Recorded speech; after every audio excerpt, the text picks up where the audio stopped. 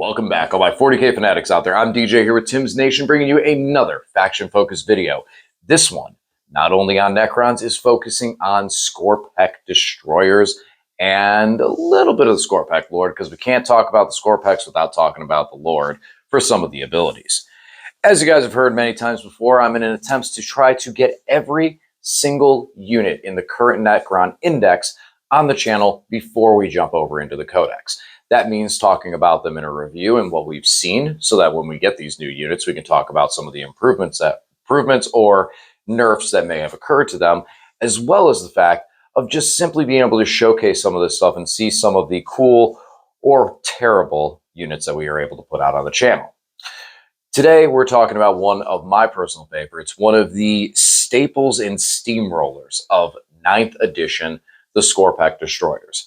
Now, I know that a lot of people are very sour on Skorpechs this edition, and we're going to kind of talk about that towards the end of the video in a comparison of what we lost versus what 10th edition is.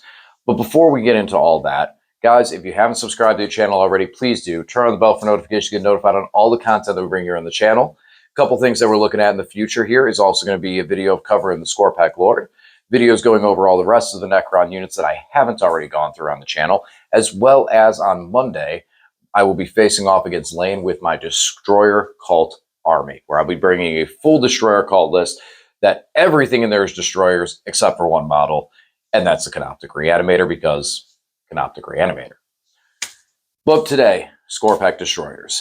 Talk about these guys. So I love these guys. I'm still a big fan of them. I'm still super hyped on them.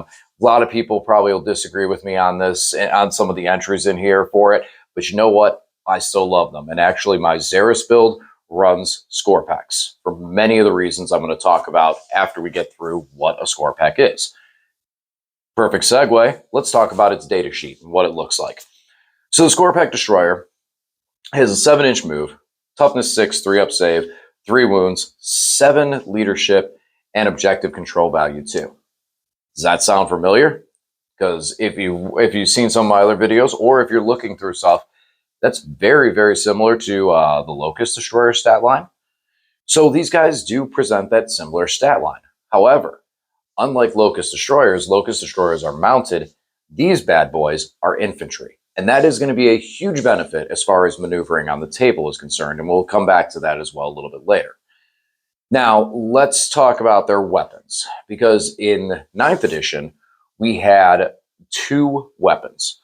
One that would give us a couple more attacks, good damage output, damage 2, or you had the big 2-handed blade that was a higher strength, higher damage output, and 1 less attack. But you were only able to take 1 big blade, per 3 models in the unit. So it would be compelling to take 6 to be able to get 2 of them. Then you can pick and choose which get removed. And as well, you can do some wound allocation games in 9th edition. In 10th edition, we don't have the same wound allocation games. With that being said, we also don't have a bunch of separate weapons. Instead, much like many armies, our close combat weapons have been taken as 2 profiles and combined into 1 profile. And it's less impressive than that big blade was, and I know this is what has made people very sour on Skorpekh so far. So now Skorpechs have Skorpekh Hyperphase weapons. There's a melee weapon with 4 attacks, weapon skill 3, strength 7, AP 2, 2 damage. So instead of having the big 3 multi-damage weapon and higher AP and all this stuff, now they're all combined in 1. On top of the fact that a lot of the other buffs and abilities that we had prior, now we're also weakening the attack. So I can see people looking at these Skorpechs and them being one of the best powerhouse close combat units. And we took this away and this away and this away, and it keeps depreciating down, where people kind of push them onto the shelves. But wait, there's more. Let's touch on their abilities real quick so we know what we're all talking about here. So Skorpechs, they have reanimation protocols, much like everything else, and Whirling Onslaught is their ability. Each time a model in this unit makes a melee attack, you can ignore any or all modifiers to the attack's weapon skill characteristic or attack's hit roll. So these guys are going to be hitting on a 3 or a 2-up if led by a Skorpekh Lord, which is nice. They also come with a plasma sight, because you get it for free, so why not? And the plasma site, the paragraph basically is this. You take a plasma site, you put it with a unit. And it is not a model, it's not anything to the unit except just a marker. And once per game, you can use this to give the squad devastating wounds until the end of the phase. So, and not end of the whole battle round, everything like that, just end of phase. So, I kind of skimmed through that quickly because where I really want to focus on is what I see with Skorpekh in this current edition. And there's two things that I see from them. First of all, we have to talk about the Skorpekh lore a little bit in here to get a full grasp on what Skorpekh can do on the table right now. Because I've heard many people say this is a shooting game. Combat isn't there. But the game is fought over objectives. So being able to have a unit that can hit, progress to an objective, remove something from an objective, and still stand there, because again, these guys are objective control value of 2, is still a very, very valuable ability. I know some will say, well, yeah, we have Lich Guard for that. Correct. Lich Guard, that when you get finished with the unit, you're looking at over 400 points. Skorpekhs for 3 are only 100 points. And in a army where a lot of our stuff and characters and that get very, very expensive, these are actually relatively cheap. They're like 33 and a third repeated points per model, which realistically isn't that bad in comparison to some other 3-wound models that we see in this game. On top of the fact that these guys can reanimate. Now, a 3-model squad is going to be much easier to remove if you can see them. Now we go back to their abilities. So they are able to, they're infantry, which means they can move through runes, which means they can get to those bottom floor runes, sit there and wait for someone to get close to an objective. And from the distance for most, once they make that 7-inch move, they're going to be very, very close and able to pick up that charge really nicely. So I look at Skorpekh right now as one of the easiest aggressive objective getting units that we have. On top of the fact that because these guys are aggressive and tough and they want to get into combat, this means this is a unit that also benefits us with some of the other tactical objective cards, such as engage on all fronts, behind enemy lines, deploy teleport homers even, or if you get lucky, really lucky in this sense, the secondary where you're trying to take your opponent's home objective. Now, as I said in the beginning, we do need to talk about the Skorpekh lore a little bit. We're going to talk about one specific ability that the Skorpekh lore does give to a squad that it leads, and that is lethal hits. As long as they're leading, the squad has lethal hits, which lethal hits are actually relatively necessary in this edition. Being able to have critical hits that can just overwhelm through and automatically wound is great. Now, granted, these guys do have strength 7, but that's a really nice ability to be able to just force that damage through. Now, others will say, well, now we have the plasma site and the lethal hits. Isn't that kind of redundant? And I don't think so. I don't think having lethal hits and devastating wounds is redundant, especially with the devastating wound nerf. Now it's just 2 opportunities to roll a 6 to push damage through quickly. And that's a big part of what Skorpekhs are able to do. You have quite a bit of attacks at 4 attacks per guy, 12 for a 3-man, 24 for a 6-man. If led by a Skorpekh or any other sovereign ability nearby, they're going to be hitting on 2s. These guys are relatively accurate as well. And again, let's focus more on the 3-man squad. Let's talk more about the 3-man. Because the issue with the 6-man is when you start getting that larger basing and you start having a larger unit, they become more difficult to hide. Not impossible, but more difficult, and difficult to hide aggressively.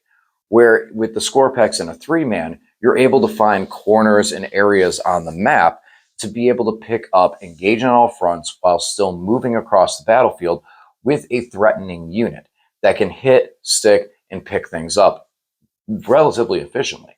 The AP2 is nice. Even going into Armor of Contempt, they're only reducing you down to AP1. So these guys still are able to hit.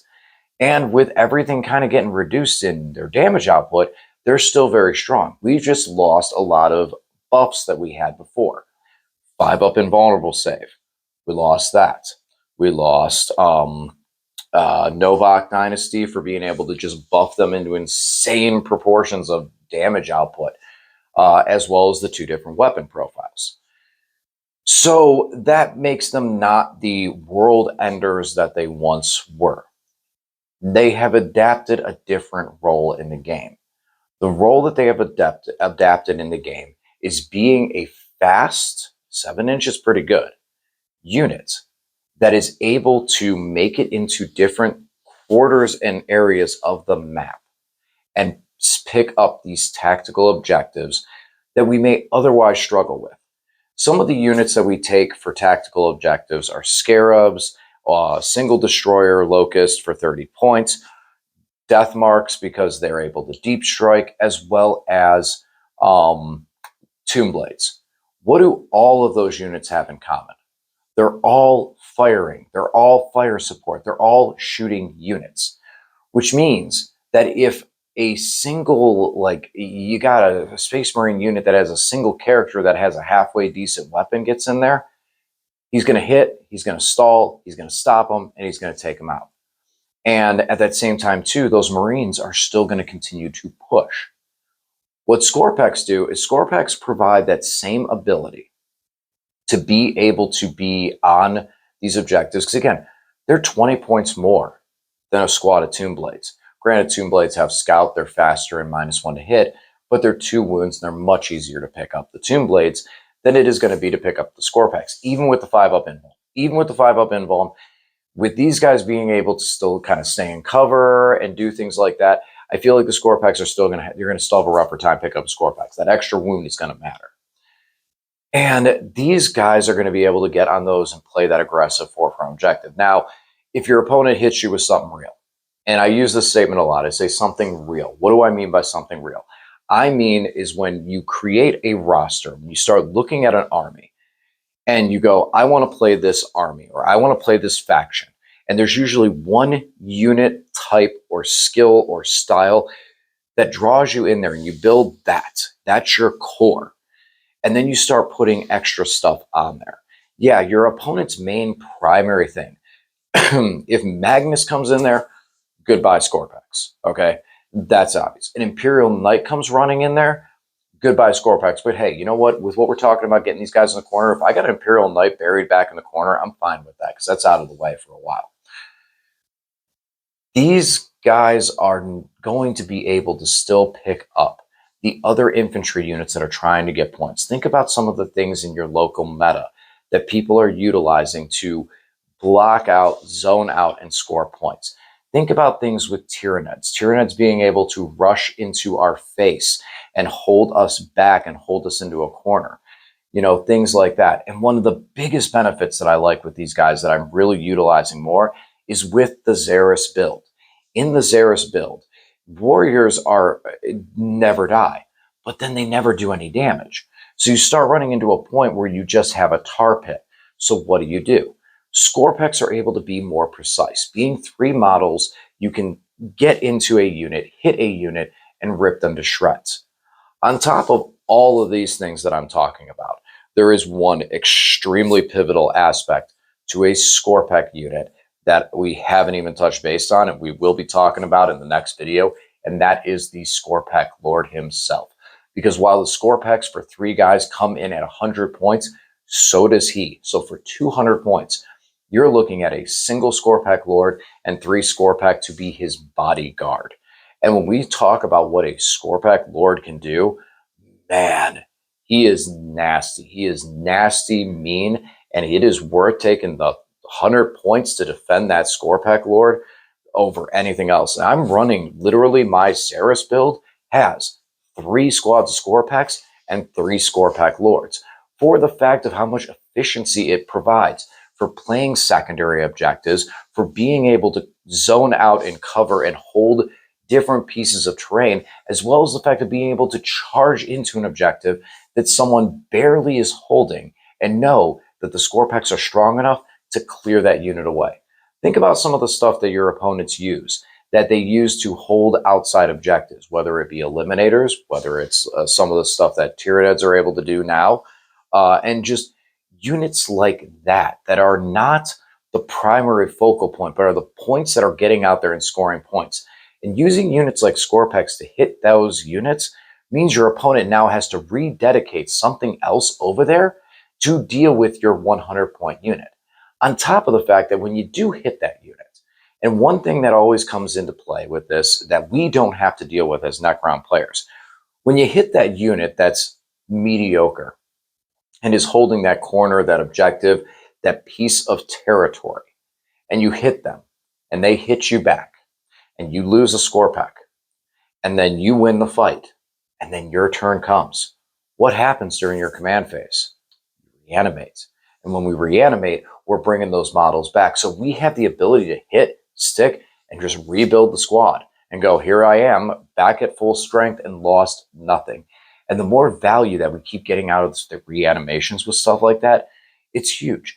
You have Lich Guard that are able to move up and cut an opponent off entirely while the Skorpechs clean everything up in the backfield.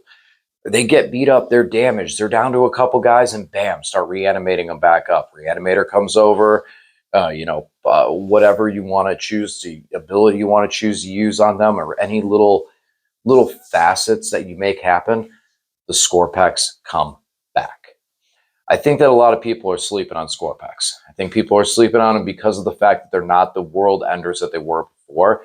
And no, there is a lot of powerful units that can move into the center. Look at our Lich Guard, for example. Do you want to send Skorpekh in a mirror match against Lich Guard in the middle of the table? That's not going to work out well for you. That's not going to work out well for the Skorpechs. But you know what it is going to work out well for? When you go onto the outside and pick up those Tomb Blades. What are Tomb Blades going to be able to do against them? They shoot at you. They hurt you a little bit. You res, you charge, you wipe them out. 2 damage apiece. That's a Tomb Blade down.